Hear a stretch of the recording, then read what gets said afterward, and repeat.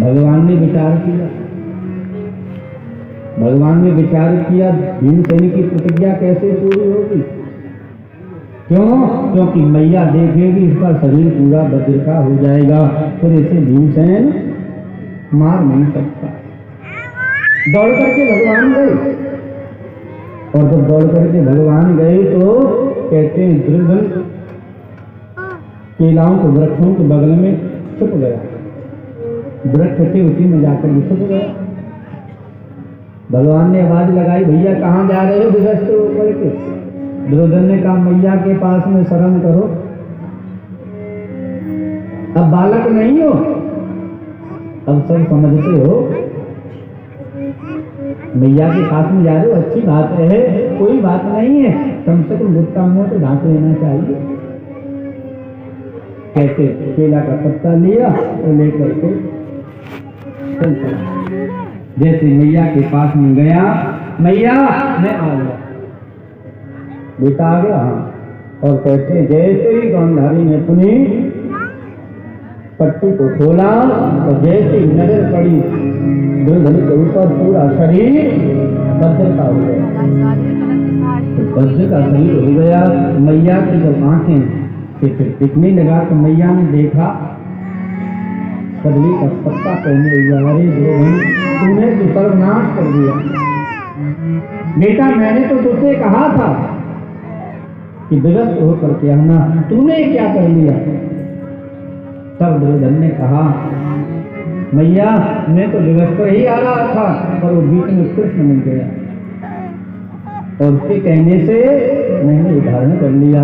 तब मैया क्रोधित हो गई, अच्छा मैं भी श्राप देती हूँ, मैं भी श्राप देती हूँ, तुम्हारे भी वंश में कोई। कहते भीमसेन का दुर्योधन का युद्ध हुआ, गदा युद्ध, और गदा युद्ध में भीमसेन ने गदा से दुर्योधन की जंघा को विदीर्ण कर दिया, तोड़ दिया। यदा मृधीकौरवसृञ्जयानां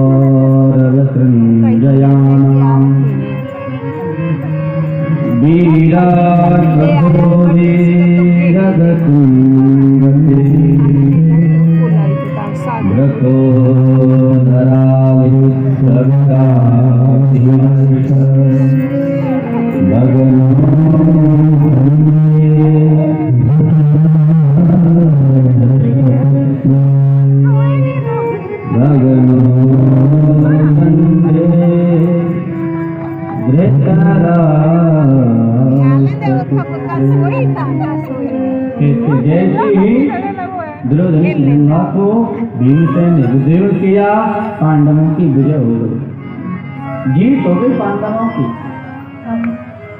पांडवों को लेकर के भगवान गए, रात्रि होने वाली थी, भगवान ने पांडवों से कहा देखो भैया आज विजय की रात्रि है, और विजय की रात्रि में अब यहाँ नहीं रहना चाहिए शिविरों में, न जाने कौन आक्रमण कर दे रात्रि में, न जाने कौन बैठा हो मौका पाने की, इसलिए यहाँ से चलना चाहिए। पांडवों ने कहा प्रभु जैसी आपकी आज्ञा, पर चल करके देवी से तो पूछ लें, द्रौपदी से।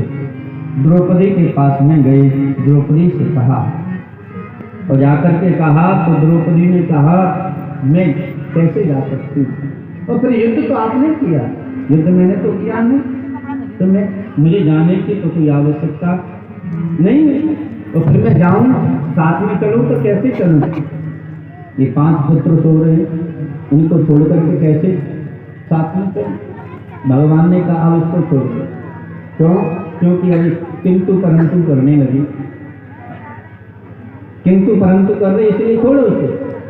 और भगवान पांडवों को लेकर के वहां से चले गए। कहते हैं उसी समय अश्वत्थामा कृपाचार्य कृतवर्मा कुरुक्षेत्र में घूम रहे थे, और घूमते घूमते उनकी दृष्टि गई दुर्योधन के शरीर के ऊपर। जैसे ही दृष्टि गई देखा तो जीवित था दुर्योधन, दौड़ कर के पहुंचे, देखे कौन है, जाकर के देखा तो दुर्योधन, अरे मित्र ये हमसे देखा नहीं जाता, ये तुम्हारी गति हमसे देखी नहीं जाती, अश्वत्थामा ने कहा, देखो मैंने तुमसे पहले ही कहा था मुझे सेनापति बना दो। मैंने कहा था, पर आपने भीष्म पितामह को बनाया, मेरे पिता को बनाया और इंद्राज कर्ण को सेनापति बनाया। खाते तो सब आपका थे, परंतु तुमको विजय नहीं दिला पाए। मित्र, अगर तुम मुझको सेनापति बना देते तो आज ये दिन देखना नहीं पड़ता।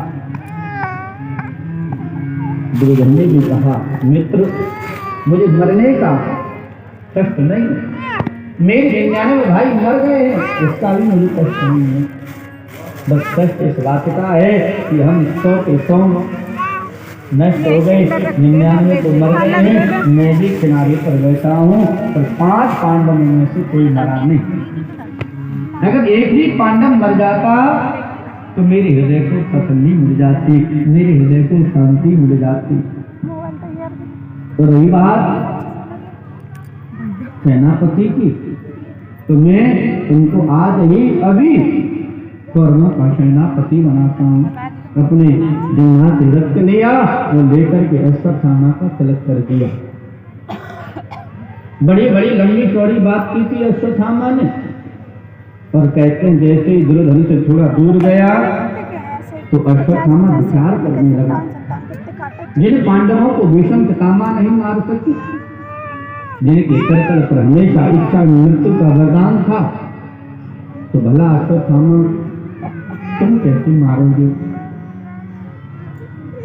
जिन पांडवों को हमारे पिता नहीं मार सकते, हमारे पिता के पास में तो ऐसी क्षमता थी कि एक ही बाण में सारे महाभारत को खत्म कर सकते थे, पर मेरे पिता भी पांडवों को नहीं मार पाए, तो अश्वत्थामा तुम कैसे मारोगे?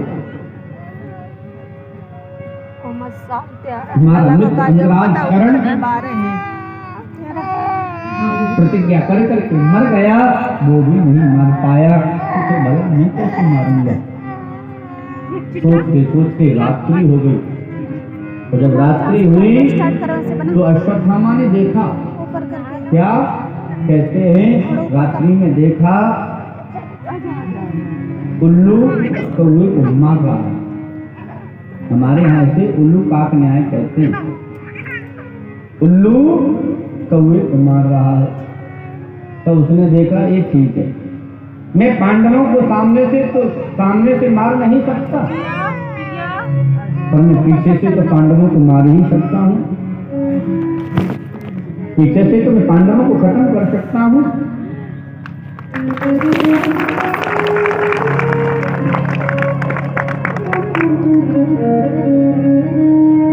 तब कहते हैं ये अश्वत्थामा वहां से गया और जाकर के रात्रि के समय शिविर में घुस गया, और शिविर में गया तो पांडवों का शिविर ढूंढने लगा। पांडव घूमते एक शिविर के पास में पहुंचा, उसने तलवार से छिद्र किया,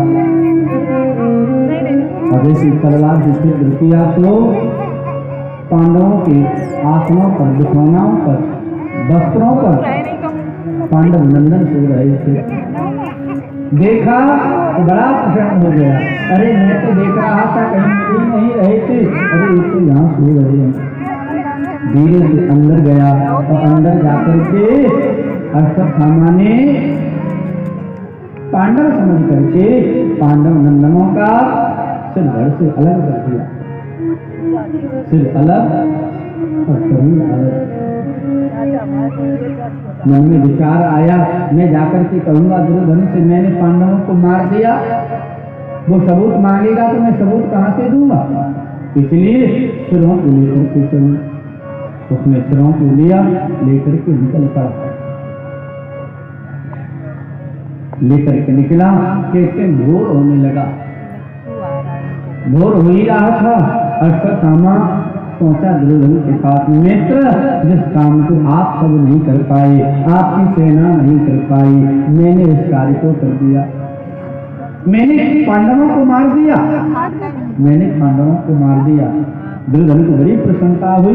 दुर्योधन ने कहा पांडवों को मार दिया, हाँ अच्छा तो ऐसा करो, तुम कुछ सबूत लेकर के आए हो, मैं जानता था तुम सबूत मांगोगे, इसलिए मैं पांडवों के सिर लेकर के आया हूं, मैं सिर लेकर के आया हूं।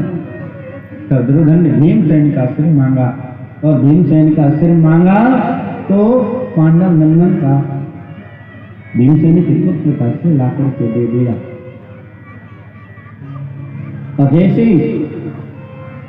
दुर्योधन ने अपने हाथ में लिया तो लेकर के सिर को दबाया और जैसे दबाया तो वो सिर टूट गया। कहते हैं उसी तरह टूटा थी जैसे हम लोग एक फल होता है, जैसे हम लोग खरखोटा जाने कुछ ऐसा ही उसको हम लोग खाते हैं, उसको दबाने से फट जाता है। ठीक उसी प्रकार उसका सिर टूट गया और जैसे ही सिर टूटा दुर्योधन रोने लगा और रोते हुए दुर्योधन ने कहा, मित्र अश्वत्थामा तूने ठीक नहीं किया, तूने अच्छा नहीं किया, तूने भीमसेन का वध नहीं किया है, तूने तो भीम नंदन का भीमसेन के बेटा का वध कर दिया। पता चला अश्वत्थामा कोई भीमसेन का सिर नहीं, भीम के बेटे का शय है। भीमसेन अश्वत्थामा दुखी हो गया और कहते हैं अश्वत्थामा ने कहा, दुर्योधन ने कहा, अश्वत्थामा तूने ठीक नहीं किया, तूने तो हमको हमारे वंश में किसी को छोड़ा ही नहीं, पानी के लिए तर्पण के लिए। और कहते हैं सुख और दुख दुर्योधन को दोनों हुए और यही दुर्योधन की मृत्यु हो गई। किसी ऋषि का वरदान था इसे दुर्योधन को कि तुम तो एक साथ में सुख और दुख दोनों होंगे, इसी समय तुम्हारे प्राण छूट जाएंगे। आज दुर्योधन को सुख दुख दोनों हुआ, दुर्योधन का शरीर पूरा हो गया, परंतु अश्वत्थामा दुखी हो गया, मुझे पांडव छोड़ेंगे नहीं। प्रातः काल हो गया, जब प्रातः काल हुआ तो पांडवों को लेकर के भगवान आ रहे थे। इधर द्रौपदी मैया चिंतित थी, द्रौपदी मैया चिंतित थी, आज मेरे बेटा मुझे मिलने के लिए नहीं आए, मेरे बेटा मुझे प्रणाम करने के लिए आते थे, आज मेरे बेटा मुझे प्रणाम करने के लिए नहीं आए, क्या हो गया? मैं चल कर के स्वयं ही देख लूं। और कहते हैं द्रौपदी मैया गई शिविर में, जैसे उसने दरवाजा को खोला और दरवाजा खोला तो अचेतन हो गया। अपने 5 पुत्रों के धड़ों को देखा, रोने लगी, चिल्लाने लगी, माता शिशुना निधन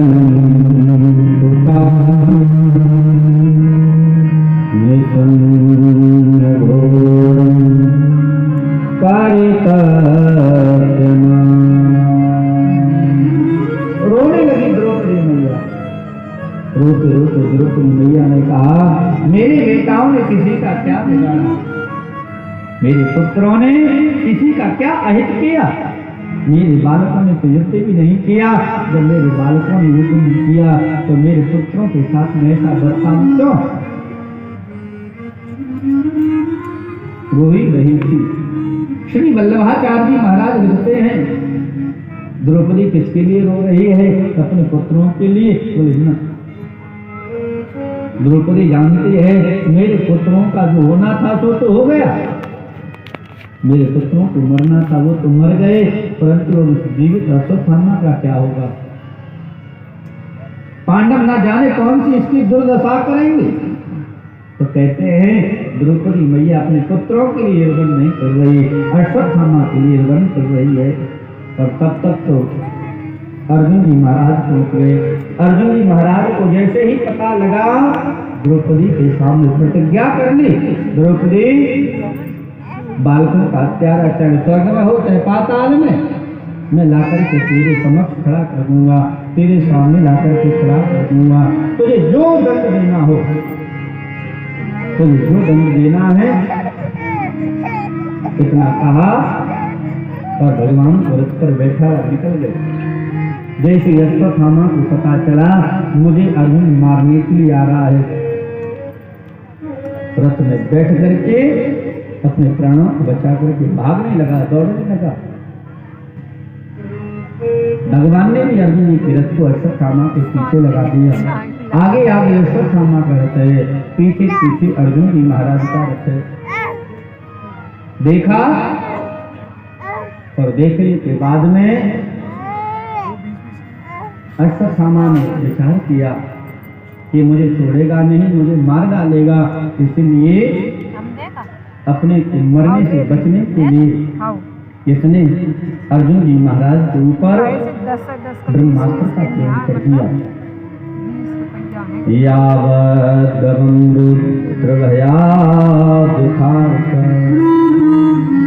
जैसे ही परीक्षित सौनक जी ब्रह्मास्त्र चलाया तो ब्रह्मास्त्र से अर्जुन जी